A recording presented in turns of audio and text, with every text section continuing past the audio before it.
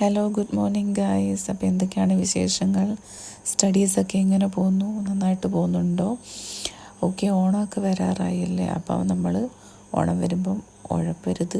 Because of course നമുക്കൊരു റുട്ടീനുണ്ട്. ആ റുട്ടീനിൽ എപ്പോഴും ടച്ച് ചെയ്തിരിക്കുക.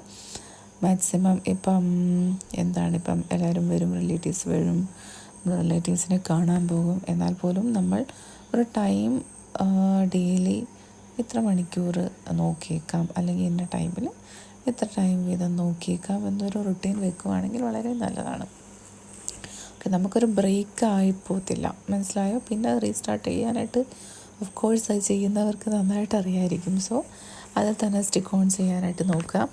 അപ്പം ഞാനിത് 2 ദിവസത്തെ പ്രിപ്പറേഷനാണ്. കാരണം കംപ്ലീറ്റ് ആയിട്ട് ഞാൻ എടുത്തിട്ടില്ലായിരുന്നു.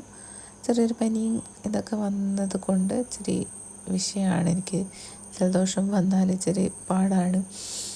അപ്പോൾ അങ്ങനെ ഞാൻ കുറച്ച് നോട്ടൊക്കെ വായിച്ച് നോക്കുകയാണ്. നോട്ട് പ്രിപ്പയർ ചെയ്യുന്നതിന് മുന്നേ പോയിൻ്റ് ചെയ്ത് വരച്ചൊക്കെ ഇടുകയാണ് ഏതൊക്കെയാണെന്നുള്ളത്. അതിന് ശേഷം ഞാൻ ലാപ്ടോപ്പിൽ കുറച്ച് ക്വസ്റ്റ്യൻസ് നോക്കി പ്രിപ്പയർ ചെയ്യുന്നുണ്ടായിരുന്നു. പ്രിപ്പയർ ചെയ്യാൻ മീൻസ് ഫുൾ എഴുതിയെടുക്കുന്നതല്ല.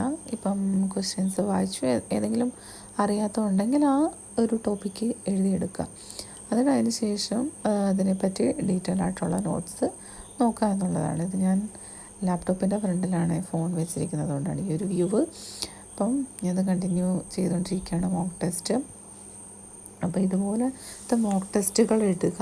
അതേപോലെ തന്നെ അല്ലാത്ത ടെക്സ്റ്റ് ബുക്കിലാണെങ്കിലും നോക്കി എപ്പോഴും ചെയ്തുകൊണ്ടിരിക്കാനായിട്ട് ശ്രമിക്കുക. ഡെയിലി മാക്സിമം ഒരു 10 വീതമെങ്കിലും ക്വസ്റ്റ്യൻ പേപ്പേഴ്സൊക്കെ ചെയ്ത് നോക്കാനായിട്ട് ശ്രമിക്കണം. അത് ഭയങ്കര വ്യത്യാസം കൊണ്ടുവരും. ഒരു 10 ടെസ്റ്റ് ഇതുപോലെ നമ്മൾ ചെയ്യുമ്പോഴത്തേനും തന്നെ നമുക്കൊരുപാട് വ്യത്യാസം നമുക്ക് സ്വന്തമായിട്ട് ഫീൽ ചെയ്യും. മനസ്സിലായോ? നമ്മൾ നേരിട്ടൊരു ക്വസ്റ്റ്യൻ പോയി ഒരു എക്സാമിന് പോയി അറ്റൻഡ് ചെയ്യുന്നതും ഒരു 10 വട്ടം പല ക്വസ്റ്റ്യൻസ് നമ്മൾ ചെയ്ത് നോക്കിയിട്ട് പോകുന്നത് തമ്മിൽ ഒരുപാട് വ്യത്യാസമുണ്ട്. അപ്പോൾ അത് ഡെഫിനറ്റായിട്ടും പ്രിപ്പയർ ചെയ്യുന്നവർ ചെയ്യേണ്ട ഒരു കാര്യമാണ്. ക്വസ്റ്റ്യൻ പേപ്പർ റിവൈസ് ചെയ്ത് നോക്കി ക്വസ്റ്റ്യൻ പേപ്പർ അറ്റൻഡ് ചെയ്ത് നോക്കിയൊക്കെ. ഇതെൻ്റെ പുതിയ ഫിഷാണ്, മോളീസാണ് ഇവരൊക്കെ.